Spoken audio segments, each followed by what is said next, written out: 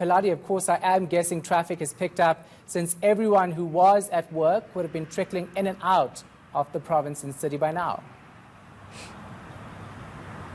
So not just yet, Shahan. Driving out of the city is a huge problem at the moment. We experience that ourselves. But as you actually head towards the Huguenot Plaza toll, as you get out of Cape Town, there doesn't seem to be that much traffic as yet. It's free-flowing and there's no congestion just as yet. But as you rightly said, thousands of people are expected to pass through the toll gate this season. And I have with me Traffic Chief Courtey Africa. So Kenny, you told me about 100,000 cars you're expecting to go in and out here this weekend.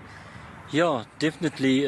From 6 o'clock this morning up till 4 o'clock, they already went through 14,900 vehicles through this Huguenot tunnel. Last year, for the 5-day period, there was nearly 88,000 vehicles going through the Huguenot tunnel, and we expect that to grow to near to 100,000. Now, the problem will start later tonight when it's getting dark, when all the taxis and public transport vehicles will be leaving Cape Town on their way to the Eastern Cape. And they will take the route, the N1 via Laingsburg, the so-called road of death between Laingsburg and Beaufort West, and then from Beaufort West to Aberdeen.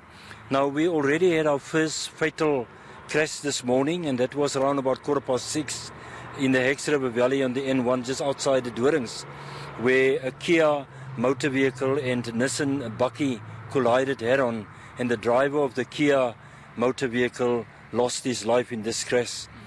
Now currently the N2 over Saloris Pass from Somerset West is extremely busy. Bumper-to-bumper traffic is leaving Cape Town through Somerset West over Saloris Pass to the different coastal towns. And then later on, as I said, this Huguenot Tunnel toll plaza is going to get extremely busy.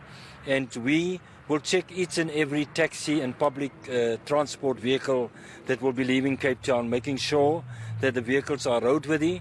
Secondly, that they are not overloaded. And we will also monitor each and every taxi that's leaving Cape Town and doing business between Cape Town and the Eastern Cape by means of our new technology that we've got on board. That is the handheld devices where we will screen the number plates of vehicles and also the license discs of vehicles, making sure that we've got enough data, knowing how many taxis are using the road between the Eastern Cape and the Western Cape. And by that we can monitor the vehicles and the drivers.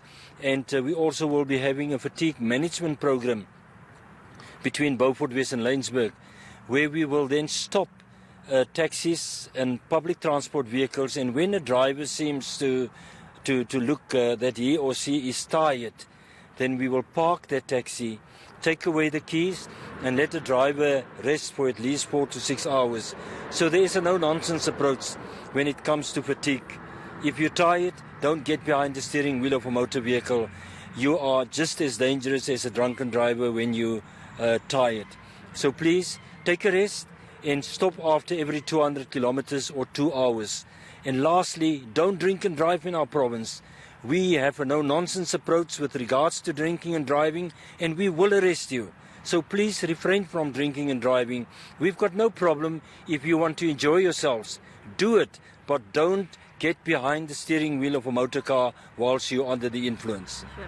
Let's leave it for there. Courtey Africa saying there's a no-nonsense approach. They will be taking people's keys away if they do look sleepy or tired, and they will make sure that law enforcement is strict on unroadworthy vehicles and drivers that may be under the influence. All right, thanks for that. Appreciate it. Pilati Situsa monitoring the traffic situation in Cape Town for us.